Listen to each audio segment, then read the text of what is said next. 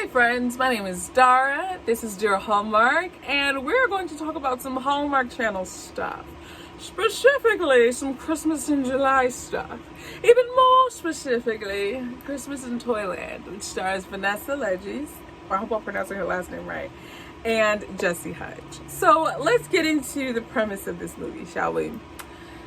Charlie Sawyer, played by Vanessa, she is a data analyst for the Big Teddy toy company, I believe.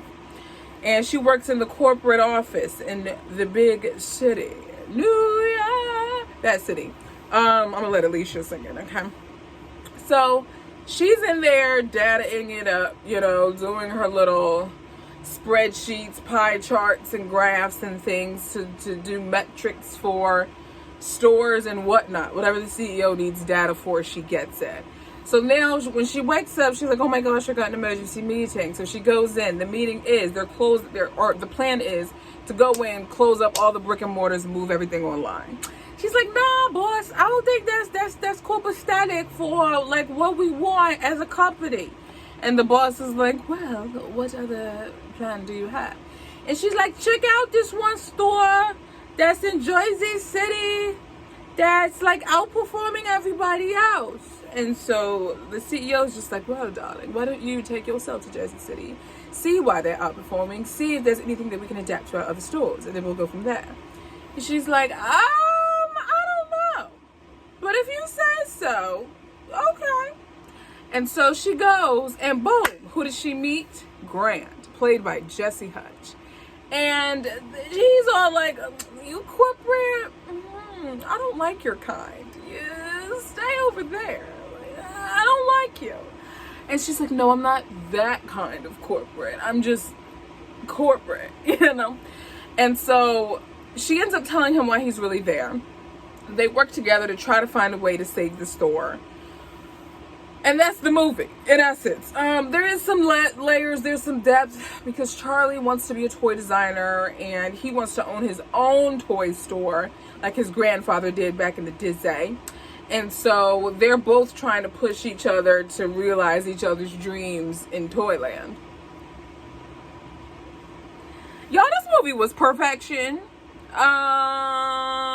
I wasn't expecting to get as many feels as I did. I wasn't expecting, it was just like boom, boom, boom, boom, boom, feel, ornament, feel, candy cane, feel, hot chocolate, feel, elf dust, feel. And I was feeling it. And I loved it. And I appreciated it. You know what else I appreciated? Her outfits. I appreciated her outfits. She had this white ensemble that she was wearing towards the end. It was like, was it like a white turtleneck put into like a white skirt? Appreciated that. She had also this red number in like a black leather skirt. Appreciated that. This is a milkshake. Cheers.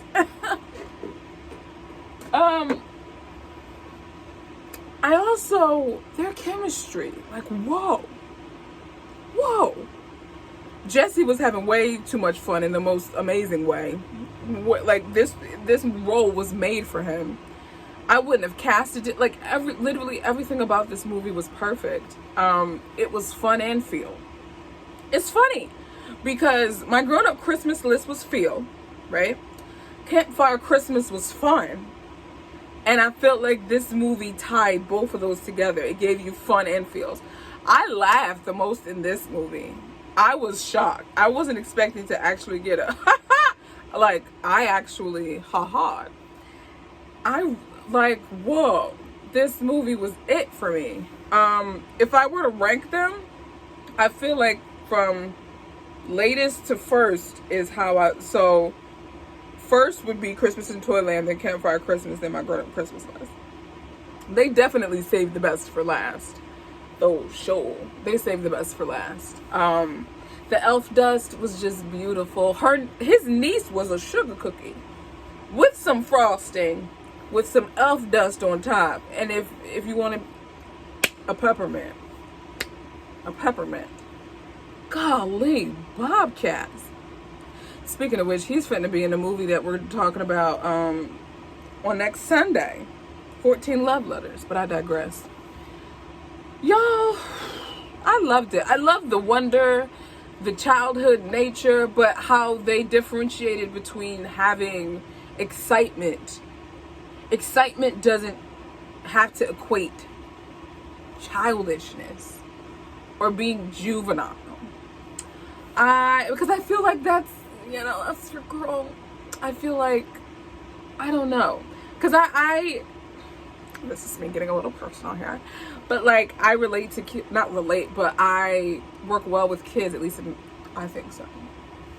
I remember I was in a Bonefish Girl and I was sitting in the booth, and in the booth opposite mine, like it's not behind me, but on the other side, the parents allowed the little girl to get up and walk around the restaurant. And so she got up and she was looking at our table and she was just staring. So I was like, well, hello. She was like, hi.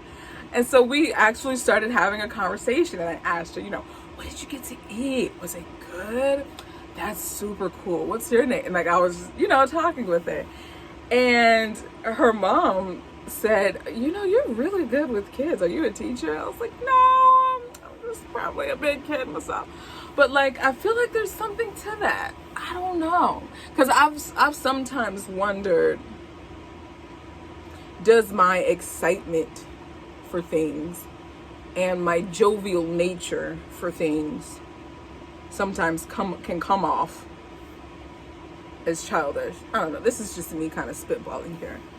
And the vibrancy sometimes in which I speak and how I convey certain things as I relay certain things to people. I don't know. I feel like there's just a passion there in the way God kind of wired me, is that I'm incredibly expressive. And I don't know. That's another thing that this movie made me think about, though. Like,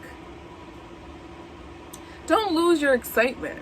Don't lose your wonder of things. I feel like even C.S. Lewis, I feel like, talked about this, which is why I love him so much. He's one of my favorite authors, because I feel like he perfectly captured how to effectively be an adult while still having a sense of wonder about the world. And I feel like that's because us as adults, sometimes we can get jaded and skeptical, and because we've been hurt and disappointed throughout our lives, our view of the world can be incredibly dark and jaded and depressing. And it's not like it's not like we're looking at the world with rose-colored glasses. It's just that while yes, there are dark crevices and dark spaces and dark moments and low times, there still also is so much more to behold, and there are silver linings. Like, there is hope, there is joy in the midst of it all. So I don't know how I got up, but that was something that I was thinking about while watching this movie. So yeah, I would give this rating 5 crowns all around. Drinks on the movie. Like, it's 5 crowns for me. Vanessa said, hold my eggnog. Okay, Jesse was like, I'll see your eggnog. Let me raise you a little cinnamon sugar, something with a peppermint. I said, well, go ahead then, sir. Do what you gotta do. I'm just here.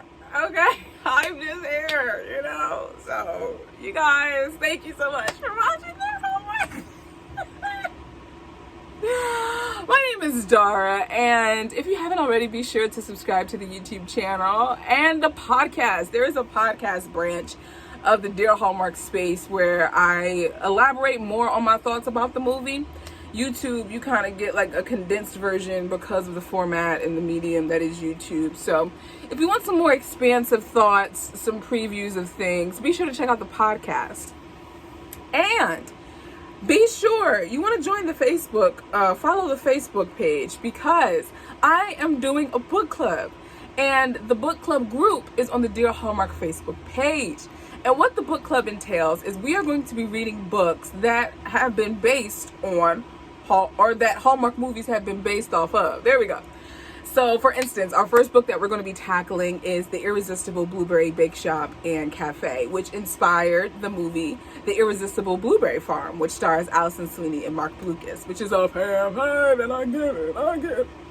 So, we're going to be reading the book and watching the movie. P.S. The movie is on Hallmark Movies now, so be sure to do that. If you don't have Hallmark Movies now and you have an Amazon Prime subscription, just get it for like $6 and then drop it, because it also has some oldies but goodies on there too. I just recommend Hallmark Movies now, especially if you're someone who's missing the Hallmark of old, like your girl. You can get Hallmark Movies now, which is what I've been doing. I've watched, what did I watch? I watched Love on a Limb. I meant to tell y'all, I watched Love on a Limb, and I watched Love Under the Olive Tree. I appreciated it and I loved it. I loved it a lot. Well, you guys, follow Dear Hallmark on Instagram. All that good stuff's going to be in the description box for you to just click to. And what's cool with the podcast is that you're able to leave me a voice message. It will take you to a page where you're able to leave 60 seconds worth of your thoughts, and I could play it on the podcast and respond to it. So I talked to you about the podcast, the Instagram, the Facebook, the book club, and the YouTube channel. So you got plenty ways to kind of be in the Dear Hallmark home here. And on top of that, you guys, we are coming up to our 1-year anniversary of the podcast. I am super excited. The Dear Hallmark website is coming.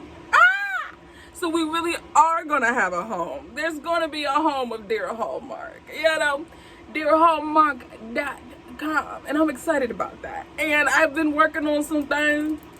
You know what I'm saying? A little sazon, a little adobo, a little something in the jambalaya, you know, for the Dear Hallmark website. And I'm excited about that. And I can't wait to share it with you guys. I'm so excited. So the website's going to be released or launching on the Dear Hallmark anniversary, which is August 9th, which is in 2 weeks, Chad. It's in 2 weeks. Man, oh man, berries in a can. Like, and it's funny because Dear Hallmark has 2 anniversaries, if we want to be specific. The Dear Hallmark in total, because I originally was just going to be a YouTube channel. This YouTube channel here started in October of 2020, and I started recapping all of the 2020, or as many of the 2020 Christmas movies as I could.